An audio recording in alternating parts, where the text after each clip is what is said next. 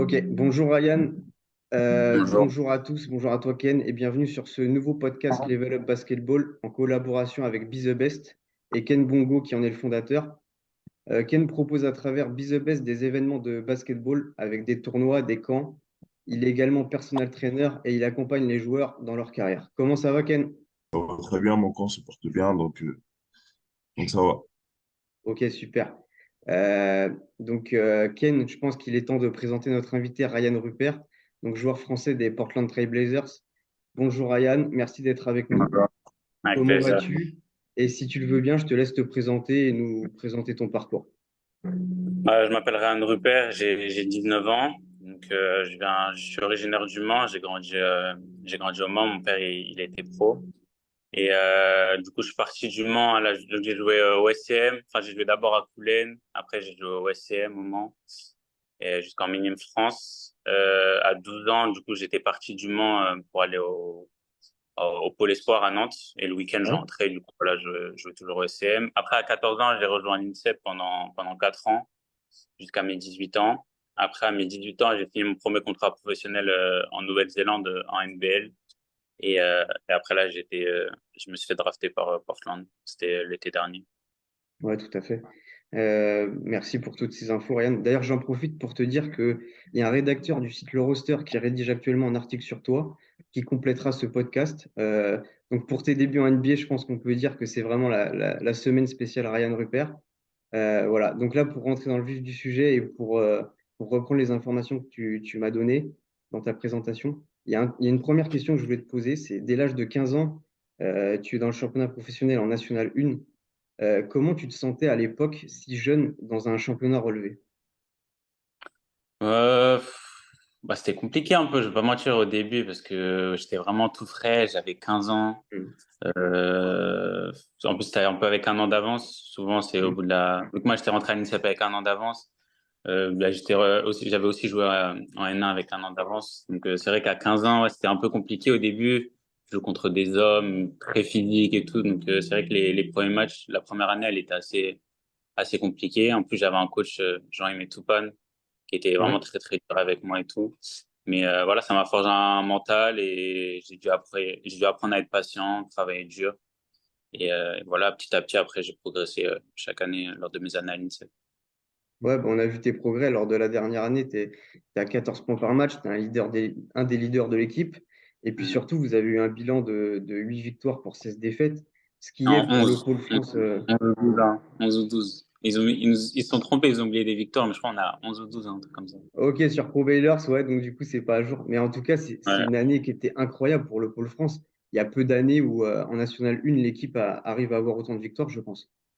Ouais, non, je crois que c'était un record depuis la génération d'Edwin Jackson à Antoine Joe, si je me trompe pas. Ok. Non, franchement, c'était cool, hein. Franchement, gagner. Parce que souvent, on disait oui, l'INSEP, ils nous apprennent à perdre ou tu vois, ils jouent pas pour gagner. Et nous, on voulait un peu faire changer ces mentalités-là. Et on avait vraiment un bon groupe de gars, une bonne équipe. Tu vois, il y avait vraiment beaucoup de joueurs talentueux dans l'équipe. Donc, non, franchement, c'était vraiment une année très, très cool. Ouais, franchement, c'est vrai que c'était une année complètement réussie. Derrière, Mm. donc, tu décides d'aller dans le championnat australien, donc dans l'équipe néo-zélandaise, pardon, des New Zealand Breakers, alors que tu avais des offres en Betclic Elite, il me semble. Qu'est-ce qui a motivé ton choix? Est-ce que c'est d'avoir vu des joueurs comme Lamelo Ball briller dans ce championnat qui t'ont dit faut que je parte là-bas? J'ai plus vu ça comme une bonne expérience sur le plan basket et sur le plan humain. Parce que déjà partir loin de chez soi, on va dire à l'INSEP, j'étais un peu dans mon cocon, tu vois, ça faisait 4 ans que j'étais là-bas. Ouais. Et c'est un peu un cocon, enfin, une cep. Donc là, je pense que c'était un gros challenge humainement aussi, tu vois, de partir loin de chez moi en Nouvelle-Zélande. Je parlais pas du tout anglais, donc apprendre une nouvelle langue, etc. Se confronter tu vois, c'est un bon championnat aussi, le championnat australien. Donc, tous ces éléments-là, j'ai vu ça comme une bonne opportunité de progresser sur le plan basket et sur le plan humain, devenir un homme plus vite. Ouais, je comprends tout à fait la barrière de la langue que tu avais et ça t'a permis d'avancer là-dessus. Donc ton passage là-bas, il est vraiment bon. Tu joues 20 matchs, tu as plus de 6 points de moyenne en 20 minutes. Il me semble qu'au début du championnat, tu n'étais pas titulaire. Au fur et à mesure, tu as su l'être. Est-ce qu'on peut dire pour toi que c'était une année réussie puisqu'elle te permet de te présenter à la draft et d'être drafté assurément après cette année-là? Euh, une année réussie, oui et non, parce que enfin, j'ai une blessure aussi au poignet. La saison, elle était Oui, assez courte là-bas et j'ai une blessure au poignet. Donc, mais bon, ça m'a permis aussi de travailler plus physiquement, ma main gauche, etc. Mais c'est vrai que la blessure, elle était un peu compliquée. Mais après, sur le plan collectif, on a été jusqu'en finale. Donc, non, c'était vraiment... Moi, je retiens vraiment que du positif de cette année-là. Ça m'a permis de grandir, tu vois, pour une première année professionnelle et tout. Franchement, c'était une bonne expérience et j'en tire que du positif. d'accord, je comprends tout à fait. Après, donc, du coup, il y a ce passage vers la NBA. J'ai plein de questions à te poser au niveau de l'avant-draft, des meetings avec les équipes, les workouts aussi que tu peux faire pour les teams et la préparation d'avant-draft en général. Comment tu as vécu cette période? Est-ce qu'il y a des moments qui t'ont vraiment marqué pendant cette transition? Pas vraiment, je suis parti aux États-Unis assez vite après la saison à Dallas, Ouais. puisque mon agent, il est basé là-bas. Du coup, je suis parti très vite là-bas et j'étais très concentré sur ma progression, sur mes workouts pré-draft. Il y a eu le draft combine aussi pour les entretiens avec les équipes. Donc, ouais, c'était assez long, mais c'était une bonne période. Voilà, j'étais concentré sur ce que j'avais à faire. Ouais, le fait d'être avec Bouna Ndiaye, notamment, donc ça t'a permis d'être rassuré. Il t'a bien expliqué tout ce qui allait arriver pour toi à ce moment-là, lors des Oui, oui, il a workouts. beaucoup d'expérience, il s'y connaît Ouais, beaucoup, donc bah, on échangeait beaucoup et bah, il était là pour moi. super. Donc au moment de ta draft, donc au final, tu es drafté au deuxième tour, en 43e position, donc par les Blazers. Pour expliquer un peu la différence entre premier et deuxième tour, au premier tour, on n'a pas forcément un contrat garanti. Toi, finalement, tu décroches ton contrat garanti, il me semble, quelques jours plus tard. Je le savais déjà en fait le soir de la draft. OK. Ouais, vers la fin du premier tour, moi, enfin, je l'avais déjà expliqué, je sais plus où, mais mon agent il m'avait dit en fait que Portland il me proposait un contrat garanti au deuxième tour. Du coup, après on avait refusé quelques équipes au début du deuxième tour. Voilà, avec Portland.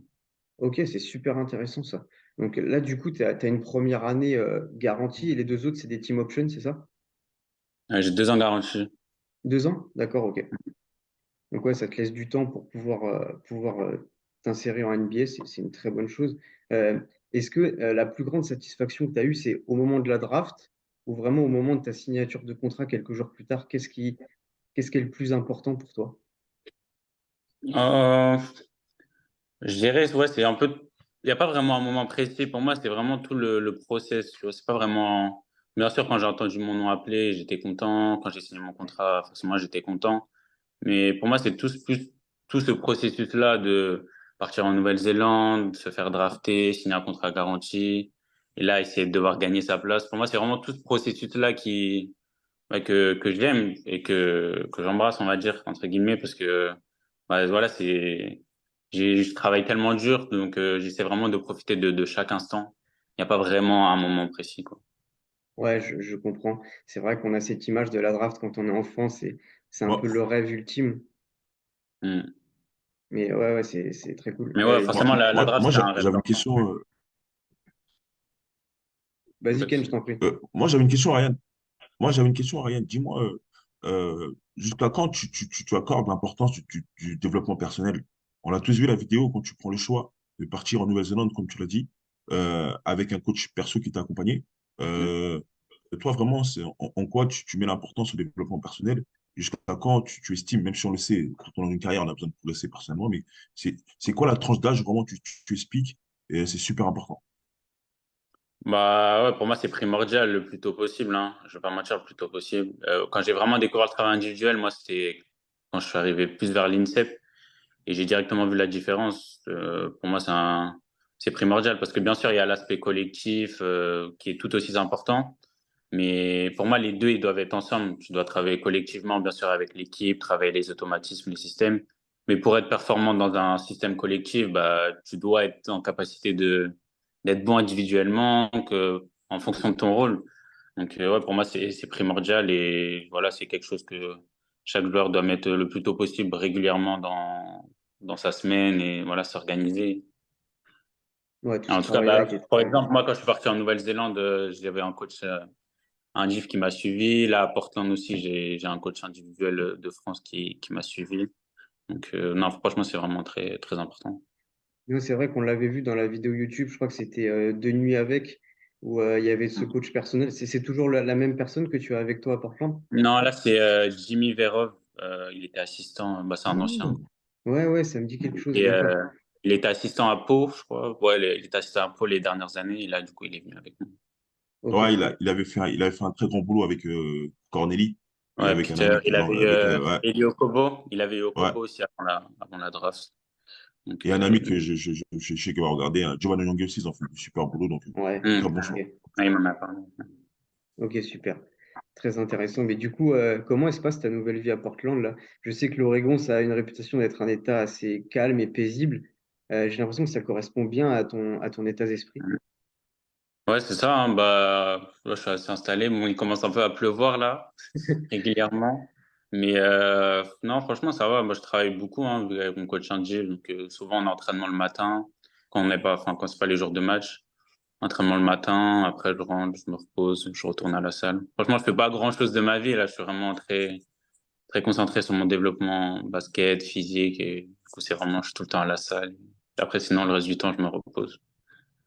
Et moi, juste pour ma dernière question par rapport au coach Div, la NBA accepte, la franchise accepte que tu puisses venir avec un coach qui est externe à la franchise pour pouvoir te développer. Comment ils prennent ça en termes d'ego, peut-être? Et en plus, on connaît les Américains avec leur ego et pour eux, c'est les meilleurs. Comment ça se passe? C'est quoi le deal avec la franchise, entre guillemets? Bah, il y a plusieurs joueurs en fait qui ont leur coach indie. C'est juste que bah, enfin, forcément ils assistent pas aux entraînements. C'est juste quand tu reviens le soir que tu peux revenir avec ton coach indie. Mais sinon moi mon coach indie voilà j'essaie de il a pu échanger avec parce que à Portland j'ai quelqu'un aussi qui est chargé de développement individuel. Du coup voilà des fois ils échangent pour qu'on avance dans la même vision quoi et que ça profite Hmm. à l'équipe et à moi bien sûr. Ok, cool, super. Bah, du coup, on a pu te voir pendant la pré-saison. Bah là, il y a quelques jours, je suis un peu perdu dans les jours, c'était avant-hier, tu as pu jouer 2 minutes face aux Clippers donc pour ton premier Et match hier de saison régulière. Ouais, c'est ça. Donc félicitations. Comment tu as appréhendé les choses d'un premier match de saison régulière NBA? bah franchement j'appréhendais pas trop. J'ai plus essayé de profiter du moment. Après des fois j'ai du mal à réaliser parce que on voyage tellement, les jours ils s'enchaînent que t'es dans le truc, tu réalises pas trop. Mais maintenant, franchement, ça va, c'était sympa. Il y avait une bonne ambiance au match. Et c'était cool. En plus, j'ai pu voir Nicolas Batum, on a pu parler et tout. Donc, Ouais. Il a pu te donner Et quelques moi, conseils? ouais, ouais, on a échangé. Bah, il m'a parlé aussi. Enfin, je lui parle souvent, donc on avait déjà eu l'occasion de parler de plusieurs trucs. Mais voilà, il me parlait un peu de quand il était à Portland, quand il est arrivé. Après, on parlait un peu de tout et de rien. et moi, j'avais une question par rapport à ça et par rapport aux gamins qui vont se dire, comment tu passes du contexte de, je peux pas dire fan, je peux pas dire ça, mais c'est un truc tout bête, de voir Paul George peut-être sur des highlights, sur des jeux, et les jouer contre lui, ou un Westbrook, ou un Leonard, tu vois ce que je veux dire? Ce côté peut-être pas fan, mais où tu regardes l'NBA enfant quand même avec des yeux doux, tu vois ce que je veux dire? Et Mm. là, que ce soit ton adversaire ou il y a un ballon, c'est ma balle, quoi. Tu vois ce que je veux dire? En gros, la petite guéguerre. Comment Mm. comment déjà, mentalement ça se passe et quel sentiment tu vois? Bah, franchement, ça faisait bien. Ce qui m'a le plus choqué, moi, c'était le match de pré-saison. Donc, on avait joué Phoenix. Je crois que j'avais joué 20 minutes à peu près. Du coup, là, j'avais joué, tu vois, il y avait Kevin Durant, j'ai défendu sur Bradley Beal et tout. Donc, des fois, t'as l'impression que t'es dans un jeu vidéo un peu. Mais maintenant, après, dès que tu rentres sur le terrain, tu vois, t'oublies un peu ça, tu vois. Bien sûr, bon, Kevin Durant, j'avoue, ça m'a fait un petit truc quand même. Mais Ouais. sinon, dès que tu rentres sur le terrain, bon, enfin, tu vois, ça reste des joueurs de basket et t'essaies de gagner, tu vois, pour son équipe et jouer dur. Donc, après, tu mets ça un peu de côté. Et tu vois, je les admire plus en tant que basketteur, tu vois, mais dès que tu rentres sur le terrain, tu vois, c'est comme quand tu joues, pour moi, c'est la même chose, comme quand tu rentres, tu joues contre tes potes sur un city, genre, tes potes, tu les aimes bien, mais dès que tu rentres, t'as envie de les taffer, donc pour moi, c'est la même Ouais. chose. C'est Ok, cool. normal. Tu vas t'habituer à jouer contre des Kevin Durant. C'est vrai que c'est de la folie quand on y pense. Mais en tout cas, profite de ça, c'est énorme. Et j'espère que tu vas pouvoir avoir une très longue carrière en NBA. Merci. Du coup, là, le calendrier à venir, donc vous jouez Orlando à domicile c'est demain, c'est ça, Demain, c'est demain soir. Après, vous avez un petit road trip à l'Est, il me semble, puisque vous allez à ouais, Philadelphie, Toronto et Philadelphie, Détroit. Toronto et Détroit. Ouais. Est-ce que l'approche d'un road trip, c'est une chose que tu attends vraiment de découvrir? Ça doit être particulier quand même. Bah, je pense, enfin, j'ai pas mal échangé avec mes coéquipiers et tout sur le, tu vois, la saison, comment prendre soin de son corps, parce qu'il y a tu voyages beaucoup, etc. Comment prendre soin de, ouais, sa santé physique, sa santé mentale aussi, tu vois, se régénérer à chaque fois. Donc, ouais, j'attends de voir un peu comment va être la saison. Je suis impatient de voir. Et voilà. Ok, ça marche. Euh, Est-ce que tu peux nous dire un peu plus ce que la franchise attend de toi à court terme? Quel rôle tu pourrais tenir? Est-ce que tu te vois plus comme un 3D ou plutôt un slasher défenseur? Bah, je pense, comme tout jeune joueur, au début, je vais essayer de gagner ma place par ma défense. Mais voilà, après, je vais continuer à travailler pour continuer à développer mon jeu. Et voilà, il va falloir que je sois patient et voilà, juste continuer à travailler pour petit à petit essayer de gagner ma place dans la rotation et devenir un bon joueur dans cette ligue. Ouais, vu que tu es déjà un très grand défenseur, je pense que tu vas arriver à gagner en rotation, j'espère rapidement. Sur les postes 2 et 1, je pense que tu n'as pas de problème. Il va falloir que tu t'épaississes peut-être pour le poste 3, mais franchement, je pense que ça peut être très intéressant. Là, pour la suite, tu vas être vraiment avec le groupe des Blazers ou est-ce qu'il y a prévu des moments où tu iras en G-League ou tu sais pas encore? Je sais pas encore, on n'en a pas trop encore discuté avec la franchise, mais bon, je suis prêt à toutes les possibilités. Ouais, bien sûr. Ça marche. Après, il y avait un petit point que je voulais aborder, c'est au niveau de l'équipe de France. Bon, on a vu ce qui s'est passé à la Coupe du Monde dernièrement. Il y a les JO à Paris qui arrivent. Il va y avoir de la concurrence sur ton poste, mais on voit qu'il y a différents joueurs qui ont leur place à gagner. Est-ce que tu arrives déjà à y penser ou est-ce que comme la saison NBA, elle démarre à peine, c'est trop tôt pour toi? Ouais, pour l'instant, franchement, c'est trop tôt. Je suis vraiment concentré là sur ce que je peux apporter, enfin sur mon développement. Et franchement, j'ai pas trop encore pensé à l'équipe de France et tout. Ouais, je peux le Après, comprendre. bien sûr, l'équipe de France, comme tout joueur, c'est un objectif c'est un grand objectif pour ma carrière et c'est une fierté toujours de porter le maillot de l'équipe de France. Mais pour l'instant, là, je suis concentré sur ma saison. Ok, ça marche. Bah, on va passer du coup aux questions des jeunes du camp Be The Best. Donc, j'ai 8 questions à te poser, Ryan. La première, c'est une question de Tom qui te demandait à quel âge as-tu commencé le basket? Commencé, j'avais 2 ans et demi à Pau. Ouf, Ouais, j'étais jeune. ouf. Je marchais à peine. T'as battu le record de mon fils. Ah ouais? Il a commencé à quel âge? 3 ans. Ah ouais. Je crois que Ah, j'avais la plus jeune, j'étais le plus jeune licencié de France, je crois, un truc comme ça, ma mère. ah ouais, ça m'étonne pas. C'est même fou qu'ils aient accepté de te faire une licence. Tu vois, je pensais que tu avais juste, tu touchais au ballon dans la salle, mais carrément, tu avais une Non, licence. vu que mon père, il était pro à Pau, ils m'ont fait une petite licence Ouais, en je pense. forcément, ça marche. Après, j'avais une petite question de Kenan et Timothée. Ils me demandaient, bon, je pense que ça peut varier suivant les semaines, mais combien d'entraînements collectifs tu as et combien d'entraînements individualisés tu as par semaine? Collectif, je C'est pas pense tant tous que les ça. jours, hein. Ouais, Ça dépend des semaines, ça va dépendre, je pense, pendant la saison, mais avant que la saison elle commence, ouais, c'était quasiment entraînement collectif, quasiment tous les jours. Peut-être 6 fois par semaine, peut-être des fois un jour off. Ça d'accord. dépend. Et sinon, un div, quasiment tous les jours ou 6 ou 7 fois par. En fait, j'ai entraînement indiv le matin avant l'entraînement collectif et j'ai encore entraînement indiv le soir. Donc, ouais, je dirais 14 fois par semaine, à peu près, D'accord. indiv. Ouais, après, J'avais une question. On a tous cette idée du coach Serbe qui fait l'entraînement à 2 heures, 2 heures, 2 heures et demie. En NBA, comment ça se passe? C'est quoi le temps, le timing, tu vois, le temps d'un entraînement? Bah, quand la saison elle commence, c'est un peu plus court, forcément. Souvent, c'est 1 heure, 1 heure et demie. Après, quand on était, pendant la pré-saison, là, le training camp et tout, tu vois, souvent, ça pouvait durer jusqu'à 2 heures. On jouait beaucoup de jeux. Mais ouais, sinon, après, voilà, c'est le matin, hein. Souvent, en fait, t'as muscu, un peu de travail indiv et tout. Et après, il y a l'entraînement collectif pendant 2 heures. Mais du coup, t'es à la salle pendant vraiment, tu vois, 4 heures à peu près. mhm. En dehors, pas pendant la saison, mais je veux dire avant que la saison elle commence. Parce que tu fais un Mhm. peu tout là-bas, quoi. Tu manges, tu prends ton petit déj là-bas, muscu, entraînement indiv, tes soins et tout. Donc, il y a tout là-bas, quoi, pour qu'on pense au basket et qu'on soit focus.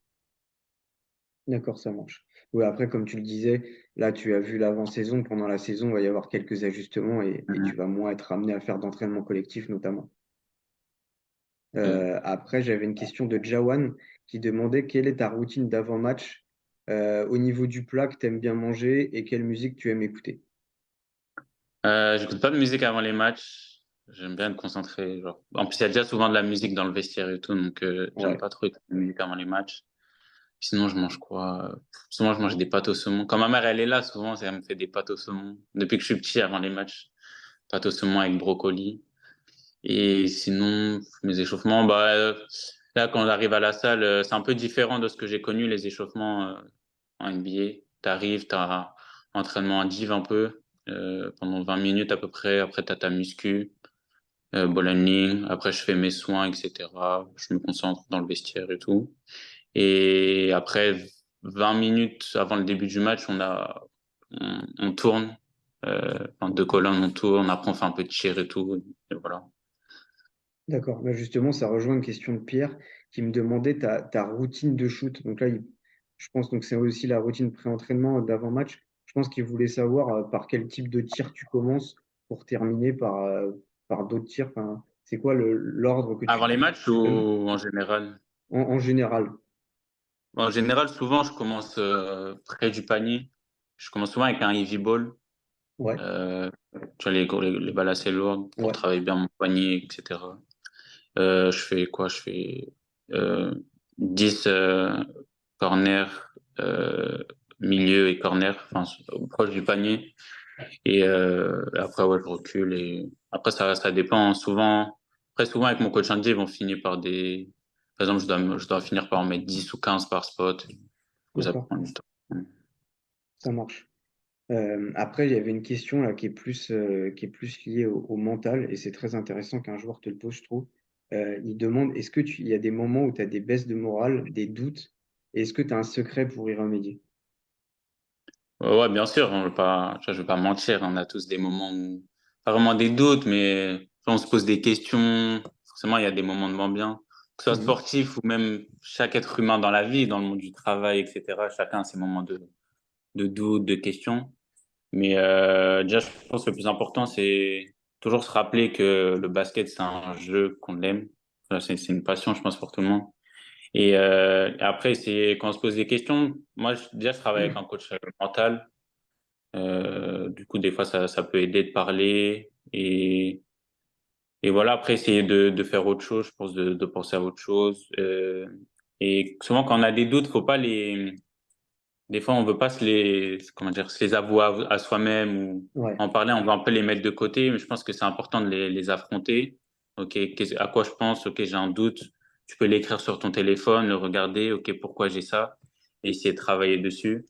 Et bon, après, c'est plus facile à dire, mais voilà, essayer de pas trop se prendre la tête et de rester dessus et d'essayer de passer à autre chose. Mais ouais, je pense que c'est important d'analyser ses doutes, les questions qu'on peut se poser dans sa tête, les noter un peu et essayer d'y réfléchir dessus.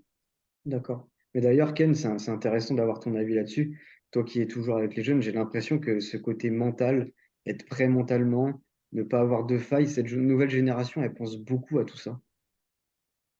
Ouais, bien sûr, elle pense beaucoup à tout ça parce que déjà, ça se reflète aussi dans la vie. Moi, après, j'ai aussi ma casquette d'éducateur. Vous avez vu, en ce moment, il y a l'harcèlement, il y a plein de choses qui se passent dans les écoles, etc. Il faut être prêt mentalement à pouvoir affronter tout ça. Moi, je dis toujours que dehors, entre guillemets, c'est la jungle, il y a plein de choses, tu vois. Donc, c'est ça que j'aime bien ce terme que ça va plus que le basket, ça va plus que le sport. C'est-à-dire qu'avoir un, tu sais, maintenant, un coach mental, c'est comme un psy. Avant, tu avais honte de dire que tu vas avoir un psy, tu vois. Mais il a bien dit, tu as besoin de parler, tu as besoin Bien sûr. d'évacuer, de visualiser les choses. Et oui, les gamins, et surtout les parents comprennent que c'est super important. Et c'est très bien ce qu'il vient de dire Ryan, parce que euh, moi, un joueur a besoin d'être entouré, tu vois. A besoin d'être entouré avec, comme il a dit, coach mental, un préparateur physique, un préparateur, après le physique et le basket, ça peut être pareil. Mais je trouve que c'est super important, tu vois. Donc voilà. Ok, très bien. J'ai encore trois petites questions à te poser, Ryan. Après, j'avais un joueur qui me demandait les trois conseils que tu donneras à un joueur qui veut évoluer au plus haut niveau. Oh, je dirais travail, euh, travail, consistance et Mhm. patience. D'accord, Patience. très bien. Donc après, il y avait une autre question, on en a un petit peu parlé, mais que penses-tu de la préparation mentale Et est-ce que tu t'accordes du temps pour cela? Ouais, du coup, ouais, j'ai un préparateur mental.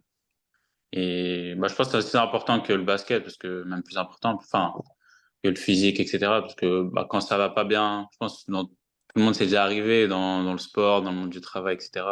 Quand on va bien mentalement, bah, on se sent plus frais, tout va mieux. Dès qu'on a des baisses de morale, forcément, après, ça impacte sur tout le reste. Donc, ouais, c'est important de prendre soin de sa santé mentale. Et voilà, comme Ken l'a dit, voilà, que ce soit en parler, chacun est différent par rapport à cela, mais on peut en parler, échanger avec une personne qu'on connaît pas, un préparateur mental, un professionnel. Chacun est libre, chacun a sa vision des choses, mais en tout cas, ouais, je pense que voilà, c'est important d'y prêter attention. Exactement. Et après, donc, une dernière question de Paul qui te demande où aimes-tu aller, qu'aimes-tu faire pour te détendre quand tu es en off? Oh, déjà, je dors beaucoup, hein, j'aime trop les siestes, donc mon lit. Après, sinon, bah, ça dépend. J'aime bien passer du temps avec ma famille quand elle est là. Sinon, quand je suis tout seul, bah, j'accorde du temps pas mal aussi à ma religion, des trucs comme ça. Juste me poser. Voilà. Ouais, j'imagine que ta maman, elle passe beaucoup de temps entre. Bon, c'était la Nouvelle-Zélande et l'Italie. Maintenant, ça va être plus les États-Unis. Tu arrives quand même à voir ta famille assez régulièrement. Est-ce que tu penses que ça va pouvoir se faire, notamment cette année, avec une saison NBA à rallonge et où tu as beaucoup de déplacements Mm. toi-même? Bah, ma mère, oui, parce qu'elle était là il y a un mois. Là, elle revient dans 2 semaines, je crois. D'accord? Après, ma sœur, ça va être compliqué. Après, ma famille qui est en France, ça va être, ils vont essayer de venir peut-être en février. Mais ouais, sinon, non, ça va être, je vais la revoir après la saison, je pense. Mais ouais, sinon, il y Ouais. a ma mère, je vais la voir assez régulièrement. D'accord, tant mieux. C'est une bonne chose, je Mm. pense. Bah, merci Moi, beaucoup pour toutes ces réponses, Ryan. attends, Pas de souci. j'avais une petite question, Ryan. Je crois que vous avez joué au Kessie en prépa, non? Non, pas Ou encore, encore. pas encore? Ah, Non. je veux dire, comment tu fais quand tu vois ton teammate en ton minot et Ah, tu non, ça va recroises, je sais être pas, cool. tu recroises Ousmane sur le terrain, pareil, ça doit faire une sensation bizarre, tu vois. Bah, Ousmane, ouais, ça va faire bizarre. Bah, ouais, franchement, Ousmane, parce que on se connaît depuis qu'on a 13 14 ans, donc Ah quand il ouais, met Ousmane en NBA, ça va être lourd. ok, On a hâte de voir d'accord. ça, ouais. Mm. Bah, merci beaucoup pour toutes ces réponses, Ryan, pour le temps que tu nous as Avec accordé. plaisir. Merci à toi, Ken, et j'espère que les joueurs de Be The Best vont bien finir le camp avec ce cadeau des réponses d'un joueur NBA. C'est quand même pas mal. Bonne saison à toi, Ryan. À Merci bientôt, les beaucoup. gars, et surtout, portez-vous bien. Merci. Merci. Merci à toi, Ryan. Ouais. That's one small step